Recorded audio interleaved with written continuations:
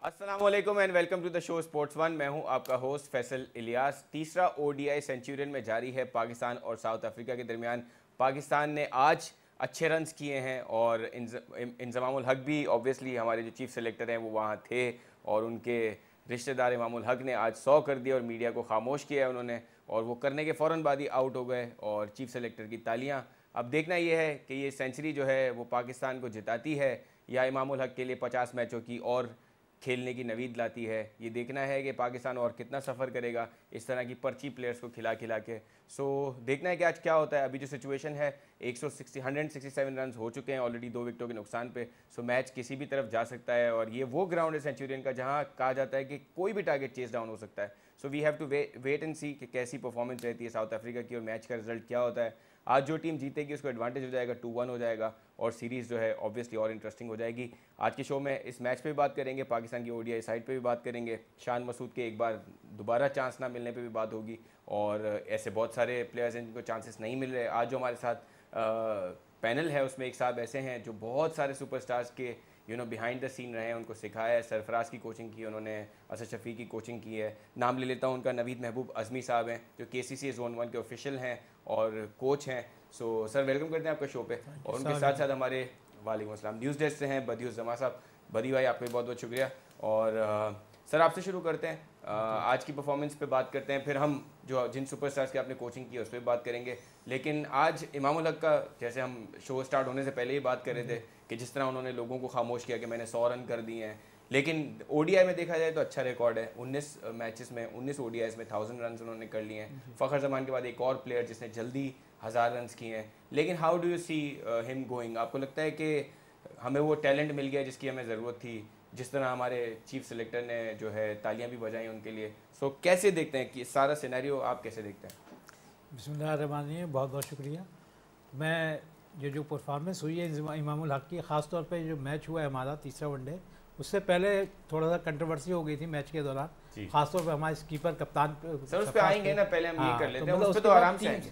उसके टीम पे ना थोड़ा सा पूरी टीम पे, एक चीज़ पे पूरी टीम पे थोड़ा माहौल का असर पड़ता है। अच्छा, अगर जो परफॉर्मेंस इमामुल हक ने अब की है ओपन जाके 100 की है, तो वो उसने शो किया है कि वो वनडे के अंदर फ़खर के बाद पाकिस्तान की टीम का वो सेकंड प्लेयर है जिसने 1000 रन करे हैं 19 वनडे के अंदर। तो उसकी परफॉर्मेंस फ़खर ने 18 में की है, फ़खर के 18 में है और इसने 19 में की। बिल्कुल, तो ये परफॉर्मेंस उसकी जाहिर है बिल्कुल अच्छी परफॉर्मेंस है, बहुत बेहतरीन परफॉर्मेंस, बिल्कुल सही बात है इस लेवल पे। सो आपको लगता है कि इंजमामुल हक साहब जो कहते हैं कि जो डोमेस्टिक में बहुत सारे रन्स करते हैं लोग, उनकी टेक्निक सही नहीं है, वो इंटरनेशनल में अच्छे रन्स नहीं कर सकते, तो किसी हद तक वो सही बात हो गई कि इमामुल हक की भले डोमेस्टिक में इतनी परफॉर्मेंसेस नहीं है लेकिन इंटरनेशनल में उन्होंने टेस्ट मैचेस में हमें बहुत सफ़र करवाया, लेकिन ओडीआई में जो है जी बिल आखिर जो उन्होंने अपने बल्ले से शो किया है कि रन्स किए उन्होंने। बड़ी आप कैसे देखते हैं सारी सिचुएशन?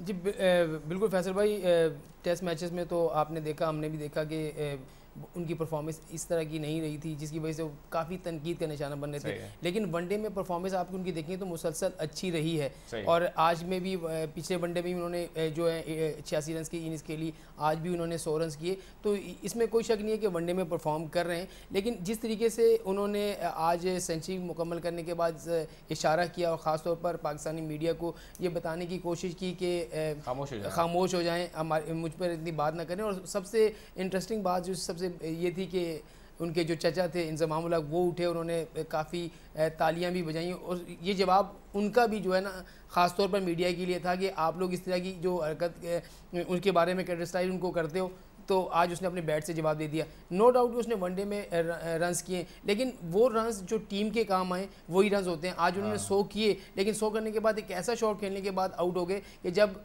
एक बैट्समैन अगर वो पूरे ओवर खेल रहा है और 100 रन उसने निकल लिए हैं तो ज़्यादा तेज़ रन कर सकता था, खड़ा हो सकता था। लेकिन हमारे प्लेयर्स में यही है कि अपने रन्स बनाओ और उसके बाद जो जान छुड़ाओ और टीम का जो हाल होता है वो देख लें। लेकिन सेंचुरियन की विकेट ऐसी है, आपने ग्राउंड ऐसा है कि यहाँ पर 3-3 साढ़े 3-3 रन जो है चेज डाउन होते हैं, आराम से चेज होते हैं। भाई हम देख रहे हैं ना मैच, आज देखिएगा ये मैच का रिजल्ट क्या होता है। सो ये 100 रन बना देना, आपने ये देखना है कि आपने मुल्क के लिए क्या किया है। आपकी सेंचुरी जो है वो वाकई मैच विनिंग सेंचुरी है नहीं है, दैट इज़ ऑल्सो इम्पोर्टेंट। आपने 1000 रन कर दिए, चलो 19 मैचेस में, आप किसी भी यंगस्टर को चांस देते, यूएई में उसको इतनी मैचेस खिलाते, सो आई एम श्योर कि उसके करीब करीब परफॉर्मेंसेस हो ही जाती है उससे। आपको बड़ी टीम मिली नहीं है अभी। पहली बड़ी टीम है जो आपको साउथ अफ्रीका वो टीम है जो बड़ी आसानी से इंडिया से हारी है। साउथ अफ्रीका बहुत स्ट्रगल कर रही है ओडीआई क्रिकेट और दूसरा ये कि आपके जो रन्स हैं वो ज़्यादातर जो है जिम्बाब्वे के खिलाफ आपने रन्स किए, उसके अलावा यूएई में आपने अपनी कंडीशन में रन्स किए।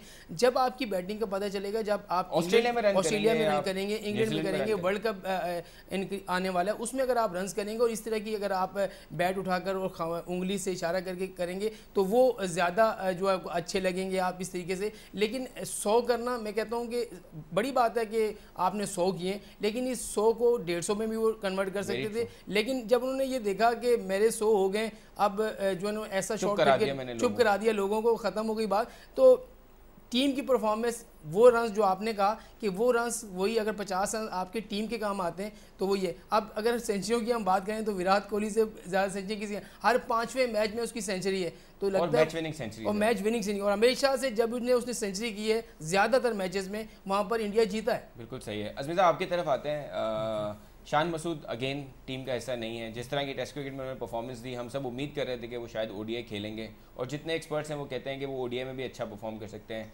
कितना बुरा है उस प्लेयर के लिए जो रेडी है, तैयार है और उस कंडीशंस में अच्छा खेल सकता है, उसको चांस ना मिलना। शान मसूद के हवाले से ये कि उसने टेस्ट में जब इनिंग्स खेली थी उसमें बहुत शानदार बैटिंग की थी, और उसने शो किया था he is one of the good player, और उसने अपने टैलेंट को भी अपने शो किया था कि मैं अच्छा ओपनिंग बैट्समैन हूँ। बहुत खूबसूरत इनिंग खेली थी। मगर यहाँ जो है फ़खर जमान जो हमारे यहाँ 19 में आज़ाद करे हुए हैं, और अब इमाम ने मतलब बाहर की कंडीशन में भी रन कर रहे हैं, बकौल बदी के उन्होंने अपने होम सीरीज़ में किया, लेकिन इसने पहली इनिंग में जो किया 85 उसने टारगेट चेस करते हुए किए। सही है। और वहाँ भी 85 के बाद वो केयरलेस शॉट पे आउट हुआ है, उस मैच को फिनिश करना चाहिए था। बिल्कुल इसी तरह आज जो 100 किए उसने 100 करने के बाद उसने अपना बैट को यानी अपनी विकेट थ्रो की है, आउट नहीं किया बॉलर ने, वो अपनी विकेट थ्रो कर गया। अगर इस प्लेयर को ये आ जाए जैसे बदी ने कहा अपने 100 को 150 पे लेके चले जाओ तो टीम का इसका हो सकता है ये जो आज का टारगेट इससे और 20-25 रन ज़्यादा भी हो सकते थे। सर अब आपके स्टूडेंट पे आते हैं, सरफराज अहमद पे, जो ये बोल रहे हैं, क्या बोला इन्होंने, क्यों बोला, ऐसा क्यों बोला? मेरा जहाँ तक ख्याल है सरफराज के अंदर ये ऐसी चीज़ नहीं है कि वो किसी को पर्सनली किसी को वो कर गया में बोला, ये तो हम समझ सकते हैं, क्योंकि वो एट द जो मैच की movement at the time of the match 85 मेरे ख्याल से साउथ अफ्रीका विकेट गिर गई थी और पाकिस्तान के पास ग्रिप में मैच आ गया था। उस वक्त वो प्लेयर जो नए प्लेयर थे जिससे रन करके चले गए तो उसके मुंह से ऐसी तबाही तौर पे लकी शॉट्स खेल रहे थे। सर उसका नाम भी फेलक वायो है, लोग कहते हैं उसके बीच के नाम में भी लक आता है, तो इसलिए बहुत बड़ा लकी था। इसमें तो कोई शक नहीं है, उसको बहुत चांसेस मिले उस दिन, मतलब शादाब को बिल्कुल लीड नहीं कर पा रहे थे बदी भाई, लेकिन वो बड़े चांसेस मिले। लेकिन अगेन ये तो हम सबको पता है, हम समझते हैं कि सरफराज ने ये from the heat of the moment था और वो तफरी में कह रहे थे, लेकिन अगेन कप्तान के मुंह से ये बातें संभल के निकलनी चाहिए। बिल्कुल, आप एक जब कप्तान है और आप एक तरह से मुल्क के सफ़ीर होते हैं, हाँ। और आपके अगर कोई प्लेयर कर जाता है तो दूसरे तो फिर उसमें ये हो जाता है, लेकिन आप टीम को लीड कर रहे हैं और इस तरह की हरकत उस वक्त कर रहे हैं। और ख़ास तौर पर हमने जब भी देखा है, जब भी पाकिस्तान टीम प्रेशर में होती है या अंडर प्रेशर होती है तो सरफराज इस तरह की हरकतें ग्राउंड में करते हैं, कभी वो गुस्से में आ जाते हैं, कभी वो इस तरह की हरकत करते हैं। तो ऐसा नहीं होना चाहिए, कप्तान को हमेशा से संजीदा होना चाहिए। वो जब 80 पे हमने 5 आउट कर लिया और उसके बाद सब कुछ यकीन हो गया था कि हम ये मैच जीत जाएंगे, लेकिन जिसके बाद उसने बैटिंग की, फेलिक्स वायो ने जिस तरीके से बैटिंग की और मुताबिक 2 से 3 बार ऐसा था कि बिल्कुल क्लियर बचे। हाँ। तो इस बात पर सरफराज ने कहा कि यार जो लफ्ज़ कहने थे वो नहीं कहने चाहिए थे। हाँ। लेकिन एक लफ्ज़ उसमें ऐसा था जो उसने यूज़ किया वो ज़्यादा था, क्योंकि साउथ अफ्रीका में आपको पता है कि अल्फाज में पहले भी बहुत सारी ऐसी हुई हैं, तो इस वजह से वो ज़रा ख़तरनाक था। लेकिन उसके बाद सरफराज को जब सोशल मीडिया पे ये बातें हुई तो वह सरफराज को ख्याल आया, तो उसने जाके ना सिर्फ साउथ अफ्रीकन खिलाड़ियों से माफ़ी मांगी, तो फेलिक्स वायो से उन्होंने माफ़ी मांगी, जाके मिले भी। हाँ। कल भी प्रैक्टिस सेशन में उनकी मुलाकात जो है कप्तान डिप्लोसी से हुई, अच्छे आशे मामला भी इस बात में पड़े और उन्होंने इसकी बात कराई, तो माफ़ी तलाफी तो माजरत तो कर लिए। लेकिन आईसीसी का जो कानून है वो 2012 में आपको बताऊं कि ये एक कानून हुआ था कि आप किसी भी साथी प्लेयर, चाहे वो दूसरी टीम का खिलाड़ी हो, उसके ऊपर नस्ल परस्ताना बातें, उसके अलावा इखलाक से गिरी हुई बातें, तो इस तरह की बातें नहीं कर सकते। अगर ऐसा करेंगे तो आपको कम से कम 4 टेस्ट मैचेस या फिर 5 से 8 वनडे मैचेस के लिए मुअत्तल भी किया जा सकता है पहली बार में। अगर दूसरी बार अगर टेस्ट मैचेस में हो जाता है सरफराज खुश होंगे यार, थोड़ा प्रेशर कम। देखिए उसमें ऐसा नहीं होता, टेस्ट मैचेस में इस वजह से नहीं होता कि हुआ ओडीआई में नहीं ओडीआई की बात नहीं है, जो भी पहला इंटरनेशनल मैच आएगा ना, अच्छा। तो वो उसी से लागू हो जाता है। अगर टेस्ट सीरीज पहले तो होती, आपके ये आईसीसी रिव्यू कर रहा है या माफी हो गई? देखिए अभी देखें ये फैसला रंजन मधुगाले जो मैच रेफरी हैं उन्होंने तमाम तर जो अपनी रिपोर्ट है जो उन्होंने सरफराज से बात की है बाकायदा तौर पर उन्होंने भेज दिया आईसीसी को, और आईसीसी अब फैसला करेगा कि आया उन्होंने खिलाड़ी से भी माफ़ी मांग ली, जनूबी अफ्रीका की पूरी टीम से माफ़ी मांग ली, तो वो अब फैसला करेगा कि इन पर 3 मैचेस की पाबंदी, कम से कम इसकी जो पाबंदी है वो 3 से 5 मैचेस की पाबंदी है। असमी साहब, तो आप एज ए कोच ये स्लेजिंग वगैरह भी सिखाते हैं कि भैया आउट ना हो तो ज़रा बातें शुरू कर दो? नहीं, हमारा तो कोचिंग का मसला ये होता है, खासतौर जैसे सरफराज के आपने हवाला किया ग्रास रूट लेवल से, जिस वक्त वो मेरे ख्याल से 12 साल के थे। अच्छा, 12 साल 14 साल की उम्र के अंदर उन्होंने क्रिकेट मेरे पास की, 12 साल में जब वो हिफ्स कर रहे थे। अच्छा, तो बाकायदा हिफ्स करने के बाद वो जब मदरसे से आते थे, मदरसे से आने के बाद वो कुर्ता शलवार पहनने का नीचे किट पहने होते थे, और उस वक्त भी बहुत ज़्यादा क्रिकेट में इन्वॉल्व था वो। सही है, बहुत इन्वॉल्व था उस लेवल से, वो अपनी टीम में कप्तान भी होता था, अपनी एकेडमी का जो उस लेवल का मतलब लड़के होते उसमें कप्तान होता। तो अभी ये अजमी साहब ये बैटिंग क्यों नहीं कर रहे? 8वें नंबर पे बैटिंग करने आते हैं, डर गए क्या? ये तो मैच की कोई पोजीशन ऐसी लग रही है, हालांकि सरफराज ने 3 नंबर 4 नंबर जाके बैटिंग की है। मैं खुद इससे मतलब परेशान हूँ कि सरफराज ऊपर बैटिंग क्यों नहीं कर। आज भी हमने देखा कि इमाद वसीम को भेजा, इमाद वसीम ने भी ऐसी पिच थी जहाँ ये तेज भी जल्दी भी खेल सकते थे, बिल्कुल 6 बॉलें मिली, 3 बॉलें मिली आज सरफराज को। बैटिंग थी सरफराज को, मेरे ख्याल से इतने अच्छे रन पे अम्माद से तो कम पहले आना चाहिए, अम्माद से पहले आना चाहिए। ये पता नहीं क्या वजह है, सरफराज फ्रस्ट्रेशन है या फिर उस पर घबराहट है। जादू वादू पे भरोसा करते हैं क्या सरफराज? जिस तरह की बातें की उन्होंने, अम्मी को कहाँ भेजा है, तो वो जादू नहीं चल रहा 4थे नंबर पे इसलिए 8वें नंबर पे, ऐसा तो कुछ नहीं है? नहीं, जादू नहीं, मैं तो कह रहा हूँ ना कि आपको उस पर प्रेशर तो है ना, क्योंकि हम आखिर तक सुन रहे थे कि हो सकता है इस तीसरे मैच से बैन लग जाए। अच्छा, आपने प्रेशर का बड़ा अच्छा कहा, मुझे क्योंकि आपने उनको सिखाया है तो बड़ा। ये सरफराज जब एशिया कप में हार रहे थे तो भी का प्रेशर है, मैं 5 रातों से सोया नहीं हूँ, तो अब वो क्रिकेटर हैं और हम उनसे खिला भी क्रिकेटर हैं, तो क्रिकेटर को क्रिकेट खेलने में काहे का प्रेशर? देखिए ये तो मजा आना चाहिए ना, चैलेंज। सवाल किया, बहुत अच्छा सवाल किया। हमारे यहाँ ज़्यादा सिस्टम ये है कि हर कोई कोशिश करता है कि मैच जीतने के लिए खेलें। हमारे यहाँ ये नहीं सिखाया जाता अगर हम हार जाएं तो हम उसको कैसे हैंडल करें, क्योंकि मैच में कोई ये नहीं कह सकता मैं जीत जाऊंगा। सही बात। अब माँ सिवाय आजकल जो परफॉर्मेंस दिख रही है कोहली की, जो अपनी टीम को लेके उस जगह ले गया है कि मेरे ख्याल से one of the best, unbeatable हो गया, अनबीटेबल, वो होम की हो या अवे हो। पहले हम कहते हैं ना अपने घर के शेर हैं, अब भी वो माशाल्लाह उसने परफॉर्मेंस जो अकेले कोहली ने अपनी टीम को उठाया है, no doubt he is one of the best team. तो उसके अंदर उनको बताया भी अगर हार जाए तो मुकाबला कैसे करना है, कैसे फेस करना है, हर कुछ कंडीशन होती हैं। तो हमारी अभी बोर्ड में प्लेयर्स को या जो भी ऐसी चीज़ें सिखाया जाता जरूर होगा, उसको अप्लाई करना चाहिए। सही बात है। अच्छा बदी भाई, हम इंडिया की, क्योंकि सर ने बात की, तो इंडिया हमने देखा कि बड़ा फ्लेक्सिबल है इन टर्म्स ऑफ सिलेक्शन।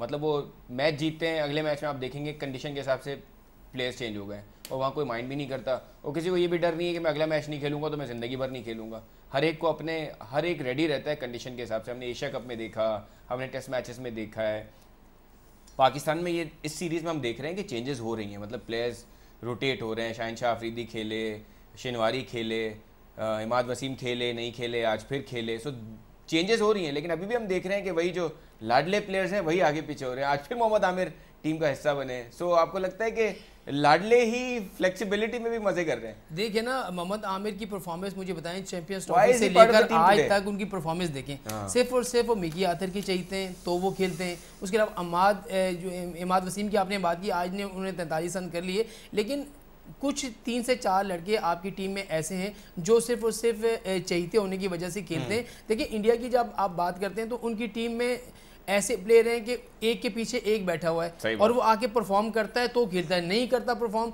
तो ये नहीं कि उनको ज़िंदगी भर के लिए उनको हटा दिए। हमारे यहाँ जब प्लेयर्स आता है तो उसको ये फिक्र लगी रहती है कि इस मैच में खेल रहा हूँ, 20 रन नहीं किए तो मैं बाहर हो जाऊँगा, तो पहले कोशिश करता है कि यार 20, 25, 30 रन कर लूँ ताकि अगले मैच की जगह पक्की कर लूँ और उसके बाद वो परफॉर्म करूँ। तो इसी प्रेशर को इसी में वो प्रेशर में आ जाता है और वो आउट हो जाता है और फिर टीम से ही जाता है। तो जहाँ तक आपने सरफराज की बात की ना, तो सरफराज जब भी देखें, एक कप्तान जब आप इंटरनेशनल प्लेयर बन गए तो प्रेशर की चीज़ का, जिस बंदे ने प्रेशर ले लिया वो तो कप्तान ही नहीं कर सकता, जिसने प्रेशर ले लिया वो बैटिंग ही नहीं कर सकता।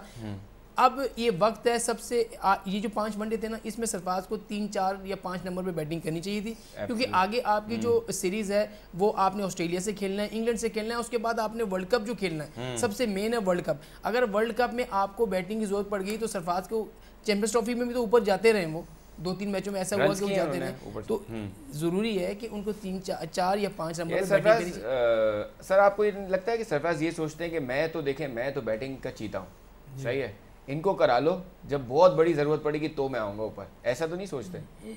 इस चीज़ को कहते हैं ओवर कॉन्फिडेंस का कर रहा है। ओवर कॉन्फिडेंस नहीं होना चाहिए प्लेयर को, अगर वो समझता हो अगर उसको उस आगे लीड करना चाहिए टीम को, सही है, इस नंबर पर परफॉर्मेंस कर रहा है तो वो शुड बी इन नंबर 4। सही है। सो आपके हिसाब से जो सरफराज के जो कोच हैं वो कह रहे हैं भाई नंबर 4 खेलें, अगर कहीं से सरफराज साहब हमारा शो देख रहे होंगे तो भाई ऊपर नंबर पे खेलना शुरू करें, हम भी चाहते हैं आपको बैटिंग करते हुए देखना। अच्छा, आपके जो दूसरे स्टूडेंट हैं असद शफीक और बाकी स्टूडेंट आप मुझे ब्रेक पे बताइएगा, सो असद शफीक पे क्या चल रहा है, उनके भी सितारे गर्दिश में चल रहे हैं सर? असद शफीक को आपने देखा होगा टेस्ट क्रिकेट के हवाले से उसको रखा गया टेस्ट के स्क्वाड में, क्योंकि वनडे स्क्वाड में उसको हटा दिया गया। और सर उसको पीएसएल में भी तो खिलाते हैं, क्वेटा ग्लैडिएटर्स, वहाँ भी कुछ नहीं कर पाए वो, मगर इस बार तो अब सारे सिलेक्टर सारे सबको technical he is very sound, very good technique उसकी, लेकिन वो क्या घर ले जाए टेक्निक, रन ही नहीं आ रहे। क्योंकि देखें आजकल क्रिकेट जो हो गई है, क्रिकेट जो है ना T20 की पैदावार हो गई, आजकल टेस्ट मैच भी 3 दिन में खत्म हो जाते हैं। सही है, तो टेस्ट क्रिकेट की भी खूबसूरती जो क्रिकेट खत्म हो गई है।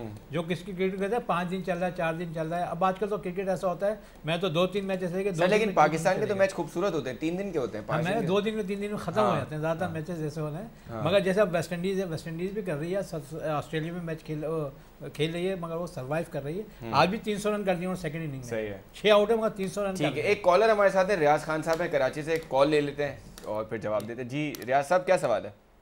अस्सलाम वालेकुम। वालेकुम अस्सलाम रियाज भाई, सवाल? सर सवाल ये है कि अपना पाकिस्तानी टीम के लिए जो है आज सरफराज जो इतना नीचे आए, समझ से बलातर है, इसके बारे में जरा आप रोशनी दें कि सरफराज इतने नीचे क्यों आ रहे हैं।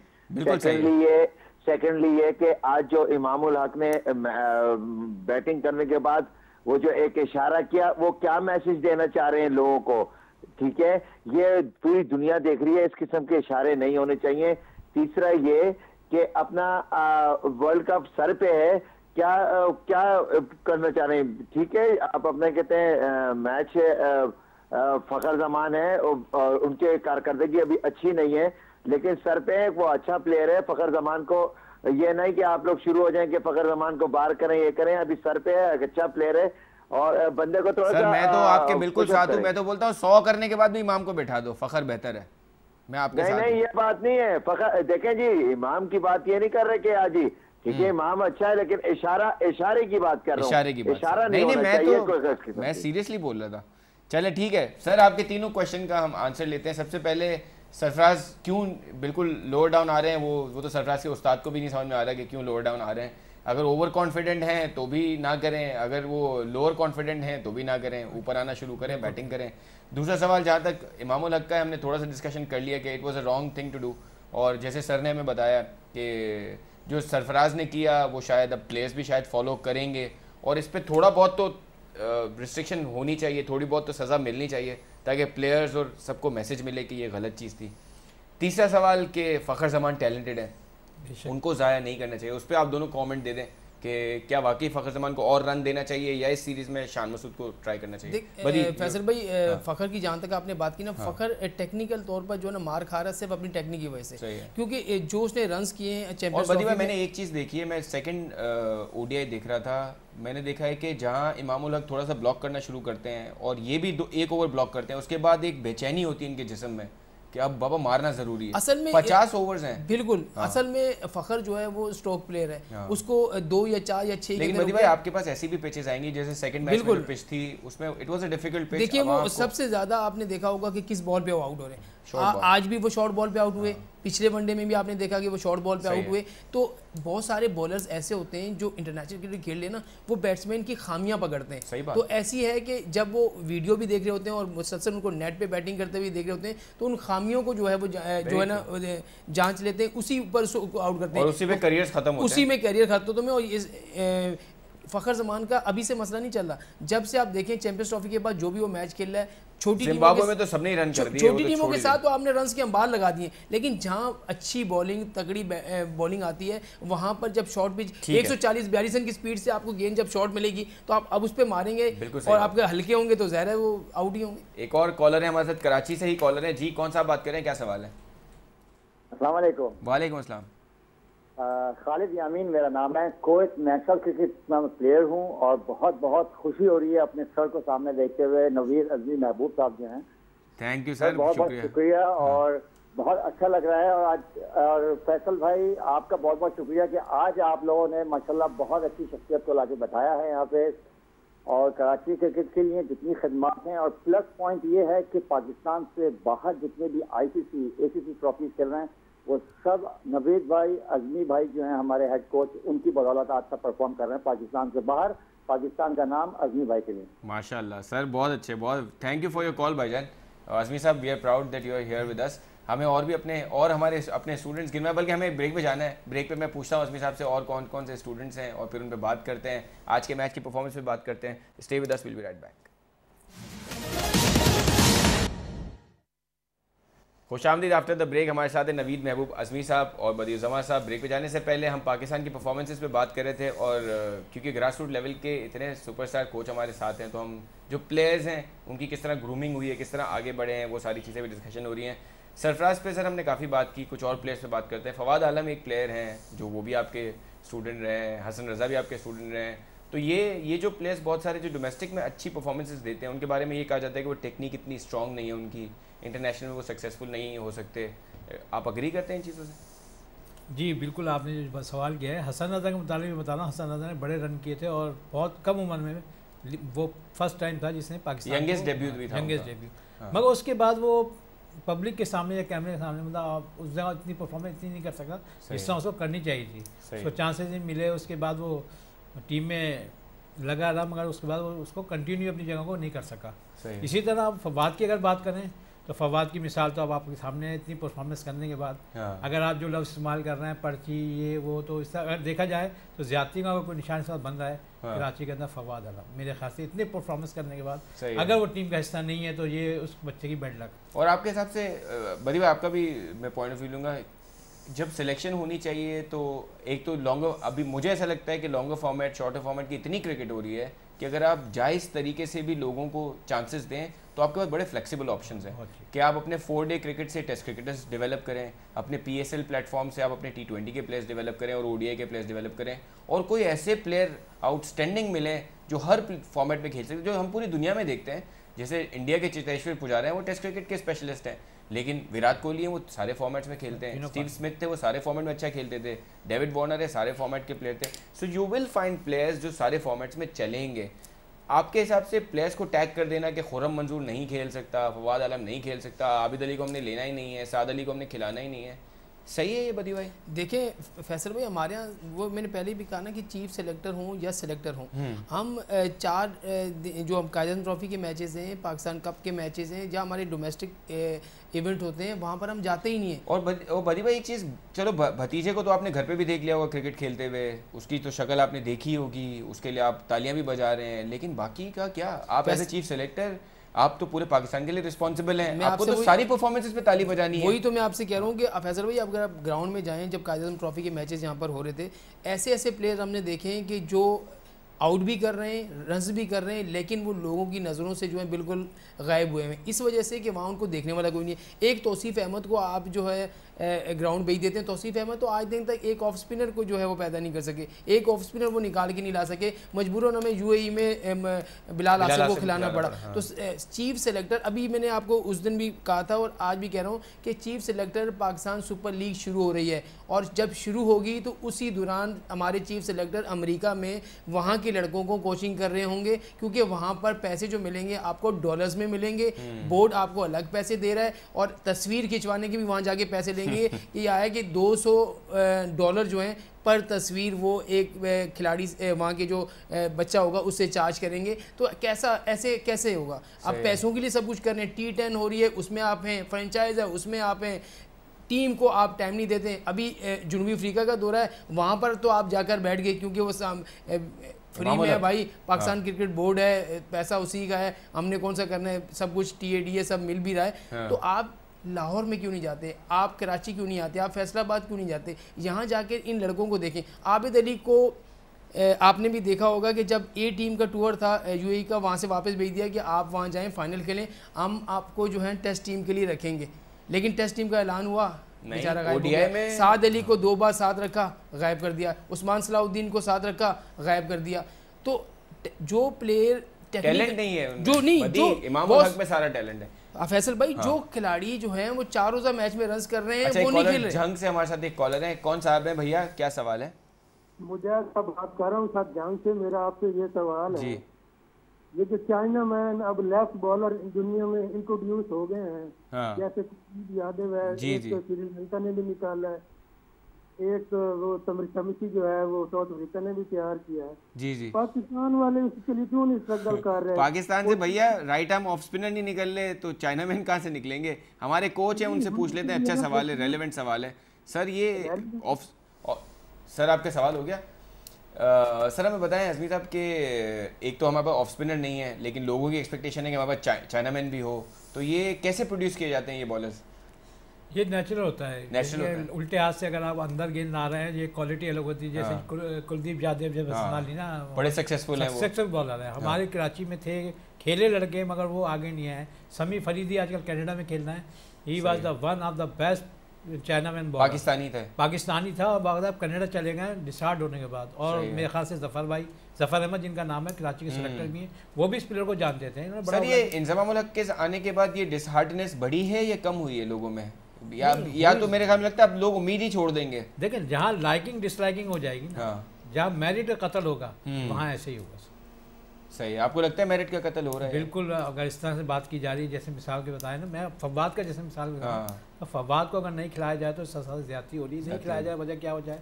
और हर जगह जैसे मिसाल के तौर पे अगर आप वहाँ जा रहे हैं, अगर इमामुल हक खड़ा तो आप भी ज़्यादा, आप चीफ सेलेक्टर तो आप सबको ऑब्लाइज कर सकते हैं, मगर ये है कि उसको इतना चांस देना और इस तरह करना, जिससे ज्यादती है थोड़ा। मतलब क्या कैसे देखते हैं आगे चीज़ें कैसे चलेंगे? अब ये जो अब चल रहा है कि इमामुल हक को पता है कि पूरा मीडिया उनको क्रिटिसाइज़ कर रहा है, और इसलिए कर रहा है कि आपने 10 टेस्ट इनिंग्स में कुछ नहीं किया, आपने वो बात नहीं है आप में।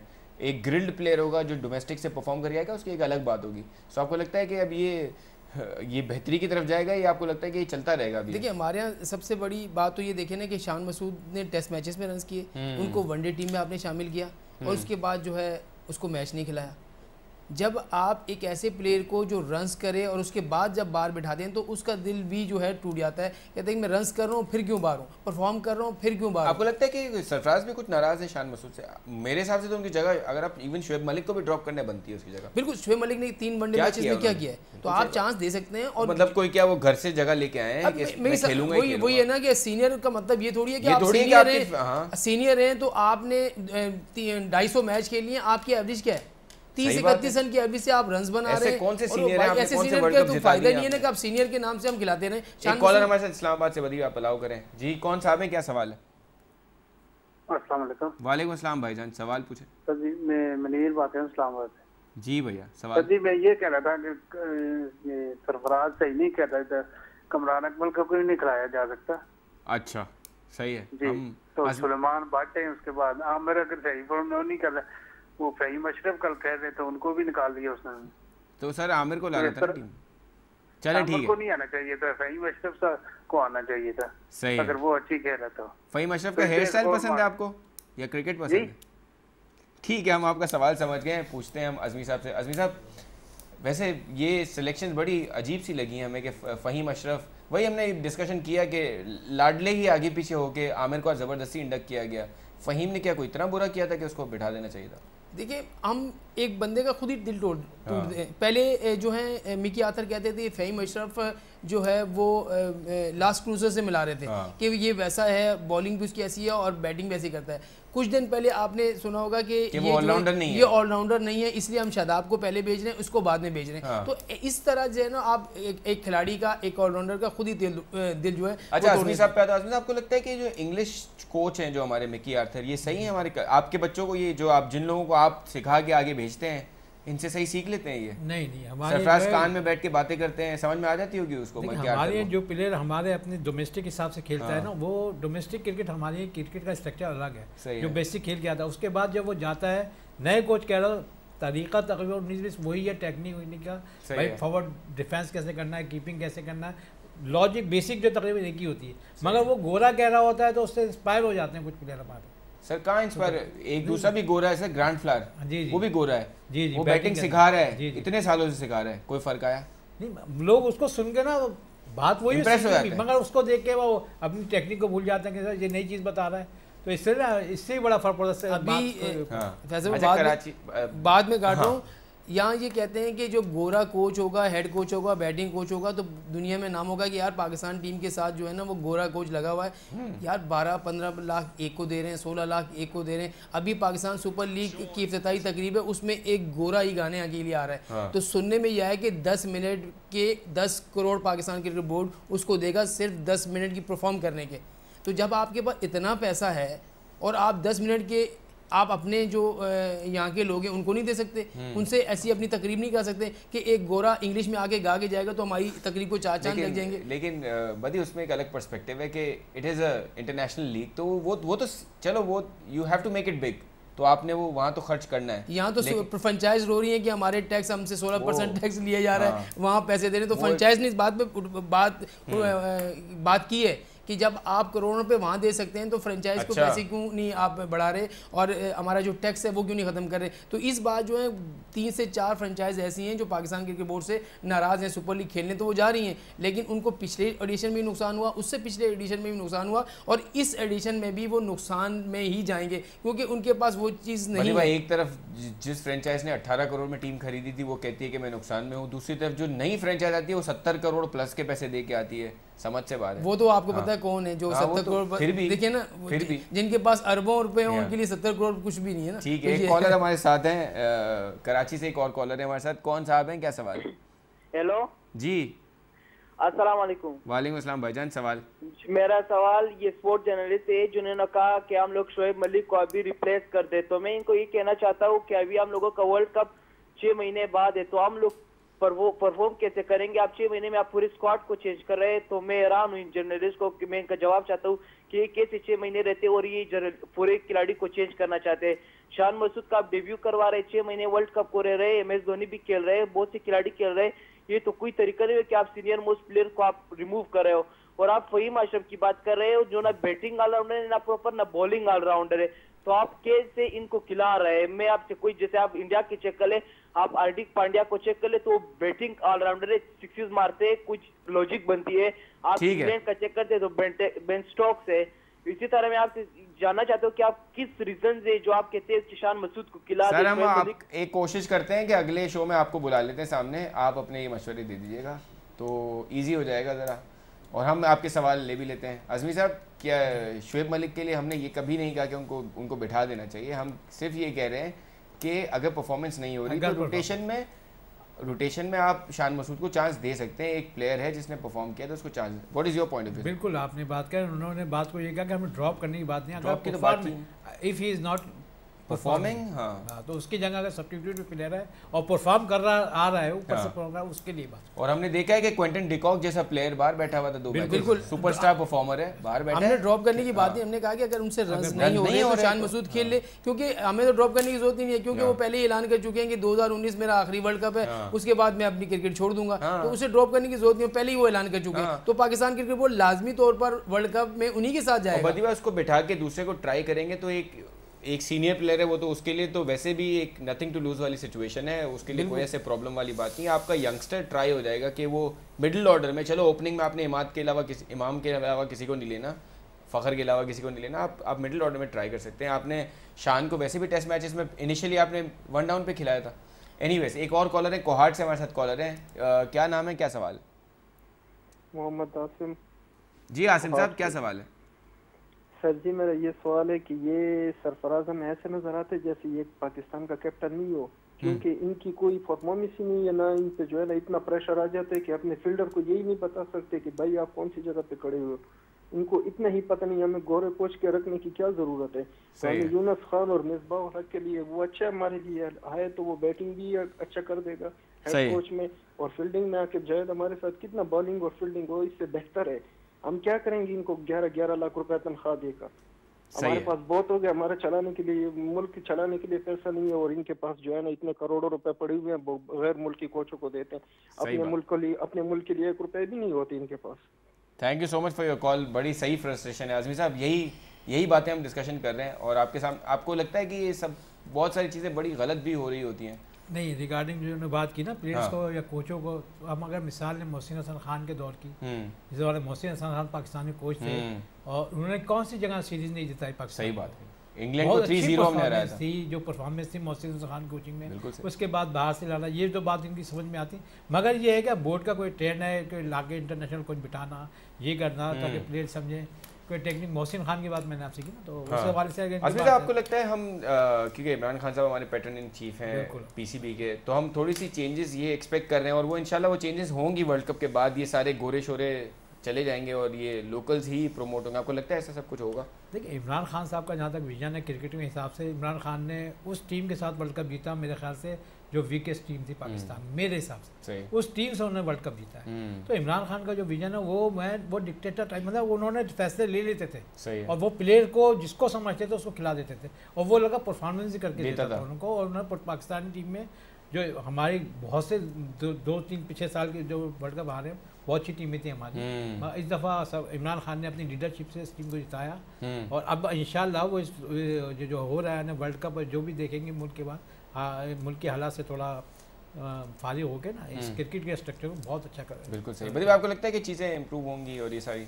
देखिए, मेरे इमरान खान खुद क्रिकेट को जिस तरीके से समझते हैं दूसरा कोई नहीं समझता, जिस तरीके से वो क्रिकेट पर नज़र रखते हैं। लेकिन अभी थोड़ा मसले मसाइल ये हैं कि गवर्नमेंट भी थोड़ी सी अपना न्याय किया हुआ है, तो उन्होंने जो अपने जो लोग जिस तरीके से वो लेके आ रहे हैं, आसान मानी को लेके आए हैं, उसके अलावा जो है वो सारे लोग ये टेन्योर पूरे होने के बाद एक्शन में दिखेंगे जब ये मिकी आर्थर की टेन्योर पूरा होगा वर्ल्ड कप के बाद। और जहाँ तक कोचिंग की आपने बात की फैसल भाई, देखिए हम कोचिंग वाले पॉइंट से आते हैं, ब्रेक पे जाना है, ब्रेक के बाद वापस आकर हम अपनी बातों का सिलसिला जारी रखेंगे, आपकी कॉल्स भी लेंगे, स्टे विद अस। खुशामदीद after the break on sports one. Break पे जाने से पहले हम पाकिस्तान की करंट जो टीम खेल रही है, ओडीआई सीरीज चल रही है साउथ अफ्रीका के साथ, उसके हवाले से बात कर रहे हैं, सिलेक्शन के हवाले से बात कर रहे हैं, ग्रास रूट लेवल पे क्रिकेट बेहतर कैसे होगी उसके हवाले से बात कर रहे हैं। बदी भाई, आप हमें बता रहे थे कोचिंग के हवाले से कि कोचिंग जो है वो अब उसको कितना एड्रेस करना चाहिए? आपको लगता है कि अब उसको उस पर ज़्यादा बात करना इज़ यूजलेस? बिकॉज हमें पता है कि वर्ल्ड कप तक रहेंगे ये सारे लोग और उसके बाद चेंजेस होंगी और चीज़ें इंप्रूव होंगी वहाँ से। अब वही तो है, हमारे कहने से आपके कहने से चेंजिंग नहीं आ जाएगी, क्योंकि पाकिस्तान क्रिकेट बोर्ड जो चाहेगा मीडिया के कहने से चेंजेस तो आ रही है सर। देखिए, आज इशारे हो रहे हैं, हम आवाज़ बुलंद कर सकते हैं, पाकिस्तान क्रिकेट बोर्ड को बात अच्छी लगे या उनको समझ आए कि वाकई ये बात अच्छी है तो वो उसको चेंज कर लेते हैं। जहाँ तक देखिए कोचिंग की बात करें, जब भारत के साथ गैर मुल्की कोच था तो उनकी टीम में काफ़ी प्रॉब्लम हुई कि वो अब सिर्फ अपने मुल्क में जीतते हैं, बाहर जाके नहीं जीतते। रवि शास्त्री जब से आए आपने देखा होगा, अनिल कुंबले ने पहले भी रहे, उसके अलावा उनके जो ड्रेविड हैं वो अंडर 19 के साथ लगे हुए, तो उनकी ना सिर्फ अंडर 19 की टीम की परफॉर्मेंस बल्कि अपनी उनकी जो टीम की परफॉर्मेंस जो है वो बहुत बेहतर हुई है। जाके टेस्ट सीरीज जीते, उसके बाद वनडे भी जीते, अब न्यूजीलैंड के खिलाफ जो उन्होंने पहला वनडे खेला वहाँ भी वो जाकर जीते। तो ये देखें, सबसे बड़ी बात ये होती है कि अब विराट कोहली अपने खिलाड़ियों को खुद कहता है कि रन्स अगर 300 350 रन हो जाएं तो ये मत कहना कि नहीं बनेंगे, हमने करनी है कोशिश और कोशिश में हम कामयाब भी होंगे। तो इस तरीके की हमारे यहाँ अप्रोच नहीं है। हमारे यहाँ ये है कि अगर हमने 300 रन देख लिए ना, उसके बाद हमारे वैसे ही बैट्समैनों के पसीने छूट जाते हैं। आपको लगता है कि बदी को हम पीसीबी में जॉब करवाएं और मोटिवेट करवाएं प्लेयर्स को? 400 रन चेस करवाएगा ये लड़का हमारा। ख्यालात बड़े पॉजिटिव को हाई रखना चाहिए। तो ये सरफराज को ऐसे कोई मेंटोर की आपको लगता है सर कि ये जैसे हमने देखा जब हम चैंपियंस ट्रॉफी जीते तो सरफराज बड़े स्ट्रॉन्ग कप्तान बन गए थे, पूरी कौम उनको बैक करी थी। जैसे हमने विराट कोहली की बात की कि ब्रेव कप्तान है, रवि शास्त्री को उन्होंने स्पेशली लिया अपने साथ और बहुत मीडिया उनको क्रिटिसाइज़ कर रहा था लेकिन उन्होंने लिया उनको और आज उसके रिजल्ट्स हैं। आपको लगता है कि सरफराज के पास भी अपॉर्चुनिटी थी कि तमीज़ के अपने साथ लोग ले सकता था, जो नहीं चाहिए तो उनको हटा सकता था, लेकिन उसने वो मुकमुका वाली चीज़ें की जिसमें फंस गया वो। सऊदीया से एक कॉलर है, वो कॉल ले लेते हैं, उसके बाद ये जवाब ले लेते हैं। जी कौन साहब है, क्या सवाल है? जी मेरा सवाल है भाई। भाई वालेकुम अस्सलाम सर, क्या सवाल है आपका? जी मेरा नाम है सदाम खान, मैं सऊदीया से बात कर रहा हूँ। जी जी सर, खान साहब बिल्कुल पूछें सवाल। मेरा सवाल ये है, जुनैद खान क्यों आप नहीं ले रहे हैं इसमें, मेरा इसका आपको जवाब देना पड़ेगा। बिल्कुल बिल्कुल, ये बिल्कुल सवाल बनता है और इसका जवाब देना भी बनता है। अजमी साहब से ही पूछ लेते हैं, फिर बदी भाई से पूछ लेंगे कि एक परफॉर्मर है, वो एशिया कप में उसको एक मैच दिया, 4 विकेटें ली उसने, 8-9 ओवर्स कराए थे, उसमें 4 विकेटें ले ली, 10 कराता तो 5 भी हो जाती। Again he is out of the team. लोग तो कहते थे उसको टेस्ट में भी होना चाहिए, क्यों नहीं हो रहा सर ये? देखिए ना, उस पर एक लेवल लगा दिया गया इंजर्ड, अनफिट के, जबकि वो बांग्लादेश लीग खेल परफॉर्मर इतनी अच्छी उसने बॉलिंग की है। बस उसको ये कह दिएगा, वही जैसे मिसाल को खिलाना आमिर को था, तो उसको क्यों आने दें, किसी मन पसंद नापसंद का मसला है। सही है। जबकि Junaid Khan very good bowler, very hard working as well. हाँ, hard work, very good bowler one day as well as test cricket. बिल्कुल सही। अब उसको किसी फॉर्मेट को रखना चाहिए था। और करंट बांग्लादेश के अंदर बड़ी अच्छी से बॉलिंग की लीग के अंदर। बिल्कुल कर रहे हैं, बिल्कुल। और स्पेशली वो फ्रेंचाइज जो स्पेशली जुनैद खान को बुलाती है। बदी भाई, आपको लगता है कितना बुरा हो रहा है एक अच्छे प्लेयर के साथ जो इतना जान मारने वाला प्लेयर है? बिल्कुल, जुनैद खान के साथ तो ज्यादती अब से नहीं है, बहुत पहले से ज्यादती हो रही है उसकी। जब से इंजमामुल हक है उससे पहले से ज्यादती हो रही है उनसे। जब भी वो परफॉर्म भी कर रहे हैं लेकिन उसके बाद बाहर हो जाते हैं। एशिया कप में आपने उसको नहीं खिलाया, उसने परफॉर्म कर दिया, उसके बाद फिर टीम से बाहर हो गया। अब जो टीम का ऐलान हुआ, आपको लगता है कि अगर ये इंजमामुल हक ने जिस तरह आज तालियां बजाई हैं तो ये जुनैद खान के लिए तालियां नहीं बनती थी जब 4 विकेटें ली थी उन्होंने, और फिर उनको चांस देना नहीं बनता था उसके बाद? पसंद नहीं, किसी का चेहरा फैसल भाई पसंद हो तो वो खेलेगा, किसी का चेहरा पसंद नहीं है वो नहीं खेलेगा, या फिर रिश्तेदार हो या फिर वो किसी की पर्ची हो। देखिए, मोहम्मद आमिर को आप बार बार क्यों टीम में लेके आ रहे हैं? क्या उसने किया क्या है ये तो बता दें। अगर उसकी जगह हम ये कहते हैं कि चले आमिर को आपने 10 मैच खिलाएं, जुनैद खान को 3 मैच खिला दें, आप परफॉर्मेंस देख लें और अभी भी आप रिकॉर्ड निकालें जुनैद खान का रिकॉर्ड। अच्छा, एक और सवाल इस पे बनता है, लेकिन एक कॉलर है हमारे साथ लाहौर से, उनका सवाल ले लेते हैं, फिर एक सवाल है पूछते हैं। जी, कौन साहब हैं, क्या सवाल है? फैसल भाई। वालेकुम सलाम। फैसल भाई, मेरा सवाल ये है कि इमामुल हक ये जो है इनके चाचे का इमामुल जो भी हैं, हाँ चाचा, ये इनको मेरा पैगाम पहुंचा दें कि नए लड़के इतने अच्छे हैं आजकल। जी, तो उनमें से कोई नया लड़का ले इमामुल हक को छोड़ दे। सही है। लाजमी है इमामुल हक को लाजमी खिलाना, हर मैच में खिलाना हमने। ठीक है, उसने 100 की है आज। जो सबसे अच्छी क्रिकेट होती टेस्ट, उसमें एक स्कोर भी नहीं कर सकता वो लड़का। सही बात है सर। हम तो कह के थक गए सर। अल्लाह में यही कर सकते हैं अब कुछ। सही है। आप अच्छा प्रोग्राम करते हैं, मैं रोजाना देखता रहता हूँ आपका, जब भी आपका प्रोग्राम लगता है मैं देखता रहता हूँ sir. Thank you so much और आपकी कॉल का शुक्रिया। इसके अलावा कोई सवाल है? Thank you so much. वही इमामुल हक का रोना देखें, आज सेंचुरी मारी है उन्होंने, और हमारे पास ऐसे फैंस हैं जो आज तक फ़ोन करते हैं कि यार इमरान नज़ीर क्यों नहीं खेल रहा, क्योंकि वो एक स्टैम्प छोड़ के गया है बंदा जिस तरह खेलता था वो। ये वो प्लेयर नहीं है, उस कैलिबर के प्लेयर नहीं है, लेकिन आप उसको इसलिए चांस दे रहे हैं कि वो आपका भतीजा है। लेकिन ऑब्वियसली इंसाफ तो होता ही है, वो अभी नहीं होगा तो आगे जाके हो जाएगा। लेकिन क्योंकि हमारे शो का वक्त ख़त्म हो रहा है, सर आपसे ये आखिरी क्वेश्चन करेंगे और फिर आपसे और भी मुलाकातें होंगी इंशाल्लाह। आपको लगता है कि पाकिस्तान सीरीज़ जीत जाएगा ये वाली? अगर आज 2-1 हो जाता है, इमाम की सेंचुरी के बाद भी हार जाते हैं हम, तो उसके बाद फैसल अभी तक तो पोजीशन ये डगलूज के हिसाब से हम हार रहे हैं 187। अगर ये मैच कंटिन्यू नहीं होता तो पाकिस्तान ये मैच लूज कर गया। सही है। और इसका मतलब कि इतनी अच्छी पोजीशन पे जाने के बाद अगर इसमें भी बैड लक को बारिश का होना ना होना, मगर इस बार पोजीशन जो थी उनके 2 ही आउट थे, बहुत स्ट्रॉन्ग पोजीशन था। मैच पूरा भी होता तो ये मैच जिस तरह डुप्लेसी बैटिंग कर रहा था उसके साथ दूसरा बैट्समैन जो हैंड्रिक्स कर रहा है मेरे ख्याल से, दोनों ने इतना अच्छा मैच लेके गए और बैड लक थी डिकॉक रन आउट हो गया। बिल्कुल सही, वरना डिकॉक जिस तरह बहुत तेज खेलता तो बस। और हाशिम मामला आपने जैसे बदी भाई से क्विकली सवाल पूछूंगा। बदी भाई, अगर आप इमामुल हक के चाचा होते या बड़े भाई होते तो आप उसकी सेंचुरी से खुश होते या पाकिस्तान जीतने से खुश होते? देखिए, हम तो खुश ये होंगे कि अगर पाकिस्तान जीता, सेंचुरी से हम तो खुश जब होंगे जब वो सेंचुरी पाकिस्तान की जीतने में काम अल्लाह करे। तो ये इमामुल हक साहब भी सुन रहे हो। और बदी भाई आपका भी शुक्रिया, इमाम साहब आपका भी शुक्रिया। इंशाल्लाह दोबारा मुलाकात होगी आप सब हजरात से, व्यूअर्स से भी। कल आपसे दोबारा मुलाकात होगी। Keep watching our show, will see tomorrow.